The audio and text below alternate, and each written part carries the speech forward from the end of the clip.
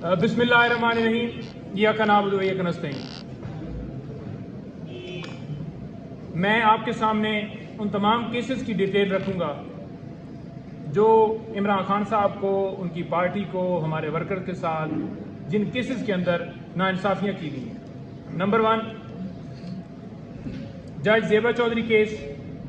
عمران خان صاحب کے اوپر توہین عدالت کا مقدمہ بنایا گیا، اور دوسری طرف دیکھیں کہ ان ججز کو دھمکایا گیا، ڈرایا گیا، لیکن ان کے خلاف کوئی توہین عدالت کی کارروائی نہیں. نمبر 2، وزیر آباد عمران خان صاحب کے اوپر قاتلانہ حملہ ہوا، ان کی کوئی ایف آئی آر درج نہیں ہوئی، نہ ہی سو موٹو لیا گیا. اس کے لیے ہم نے جا کر رجوع کیا، لیکن اس کے باوجود سو موٹو نہیں لیا گیا. یہاں پر F9 پارک میں کوئی درخت کاٹے جائیں تو اس کے اوپر 100 موٹو لے لیا جاتا ہے. نمبر 3، توشہ خانہ کیس. بار بار جج ہمایوں دلاور کو ریمانڈ کیا گیا، حالانکہ اس جج کے اوپر عمران خان صاحب کی طرف سے عدم اعتماد کیا جا چکا تھا، اور وہ جج ہمایوں دلاور صاحب وہ بار بار اسی طرح کا فیصلہ دیتے تھے. سیم نوعیت کے فیصلے دینے کے باوجود ان کے پاس کیس سارے بھجوانا یہ آپ کے سامنے ہے. اس کے ساتھ ساتھ عمران خان صاحب کے وارنٹ گرفتاری جاری کیے گئے.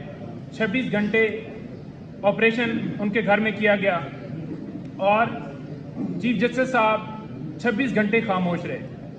ہمایوں دلاور صاحب نے بھی جیسے حکم جاری کیا گیا، جیسے وارنٹ نکالے گئے، ان کے اوپر اسی طرح کا پریشر سیم جیسے چیف صاحب کے اوپر اور نیچے تمام عدالتوں کے اوپر، یہ سارا آپ کے سامنے پکچر رکھ رہے ہیں.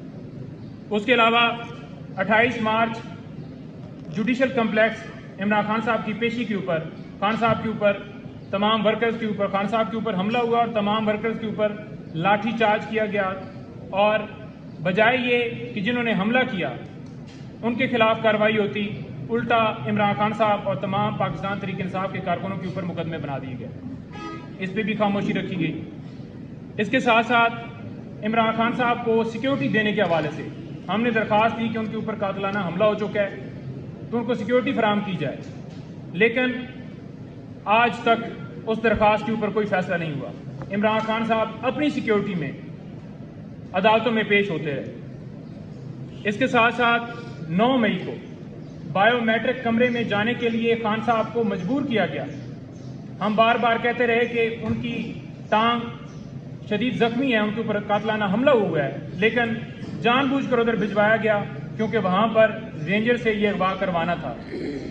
رات کو 10 بجے خان صاحب کی گرفتاری کو لیگل قرار دے دیا گیا، اور یہ کہا گیا کہ ہم اس کے اوپر انکوائری بنا رہے ہیں. آج کدھر ہے وہ انکوائری کدھر ہو رہی ہے؟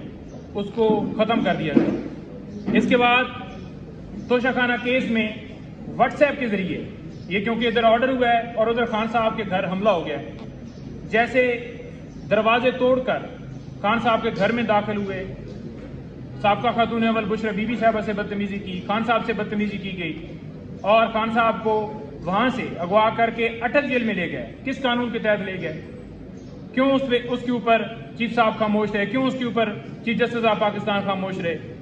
اس کے ساتھ ساتھ جو توشہ خانہ کیس کے اندر سزائیں ہیں، اس سزا کو معطل کرنے کے لیے جو درخواست تھی وہ 26 دن کے بعد سزا ان کی معطل ہوئی.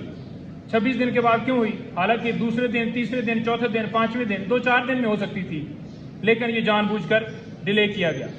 اس کے بعد سائفر کیس کو لٹکایا گیا، پھر فیصلہ محفوظ کر لیا گیا، اور فیصلہ محفوظ کرنے کے بعد خان صاحب کی جو درخواست تھی ضمانت کی، وہ ضمانت کی درخواست خارج کر دی گئی.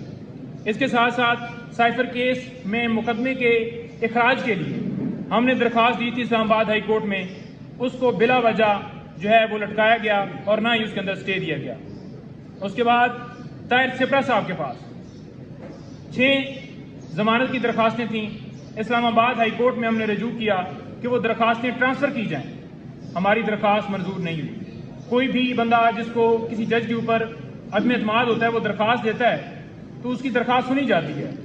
چیف جسٹس آف اسلام آباد ہائی کورٹ ان کو درخواست دی کہ آپ ساری درخواستیں اپنے پاس رکھتے ہیں، لیکن ان کو یہ کہا گیا کہ آپ کوئی بھی عمران خان صاحب کا مقدمہ نہ سنیں، لیکن پھر بھی انہوں نے کہا کہ آپ کی درخواست یہ ریجیکٹ کی جاتی ہے اور میں تمام مقدمے اپنے پاس سنوں گا۔ 130 سے زیادہ درخواستیں اسلام آباد ہائی کورٹ میں چیف جسٹس نے اپنے پاس رکھیں۔ کس وجہ سے رکھیں؟ اس وجہ سے رکھیں کیونکہ دوسرے ججز وہ اس طرح کے لیٹر لکھ رہے تھے اور کہہ رہے تھے کہ ہمیں دھمکایا جا رہا ہے اداروں کی طرف سے، لہٰذا انہوں نے کہا کہ میں اپنے پاس ہی رکھوں اور ان کو لٹکاؤں اور ان کے اوپر فیصلے جو ہے اپنی مرضی سے دوں۔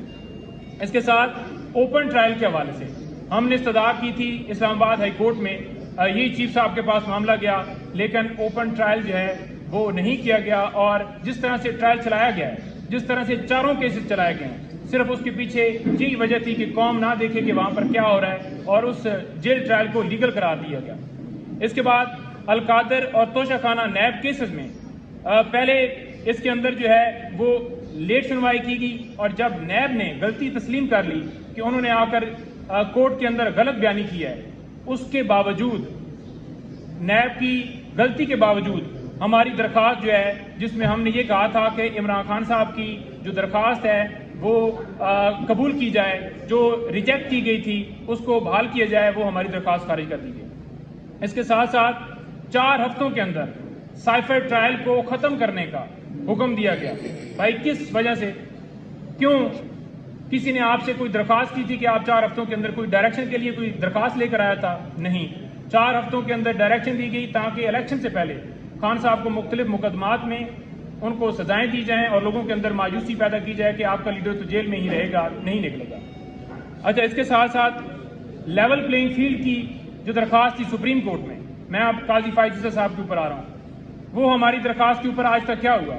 پاکستان تحریک انصاف کو لیول پلینگ فیلڈ نہیں دی گئی۔ اس کے ساتھ ساتھ جو نواز شریف ہیں ان کو کس نے اہل قرار دیا؟ سپریم کورٹ کے چیف جسٹس صاحب نے، اور اس کے ساتھ ساتھ مخصوص نشستیں وہ کس نے چھینی؟ یہی قاضی فائز عیسیٰ صاحب نے، اور اس کے ساتھ ساتھ بلے کا نشان وہ کس نے چھینا؟ یہی قاضی فائز عیسیٰ صاحب نے۔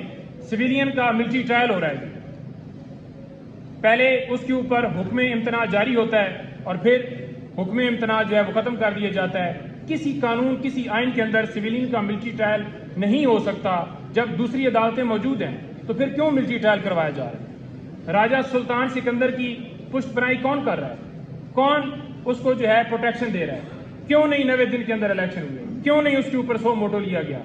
سائفر کے حوالے سے جوڈیشل کمیشن بنانے کی درخواست کی گئی، کیا ہوا؟ ہم نے یہ کہا کہ جو ملک کے اندر دھاندلی ہوئی ہے اس کے اوپر کوئی نوٹس لے لے، بنیادی حقوق کی خلاف ورزیاں ہوئی ہیں اس کے اوپر ہماری درخواست گئی، لیکن اس کے اوپر بھی کوئی نوٹس نہیں لیا گیا۔ جہاں پر غیر ضروری معاملات ہوں وہاں پر نوٹس لے لیا جاتا ہے، لیکن صرف اور صرف ہم ٹارگٹ ہیں۔ اب میں شعیب شہین صاحب کی طرف آپ کی جو ہے وہ ان کی طرف لے کے جاؤں گا، وہ بتائیں گے مزید کیسز کے حوالے سے، اور نیاز اللہ نیازی صاحب، اور پھر اس میں ساری ڈیمانڈ بھی رکھیں گے۔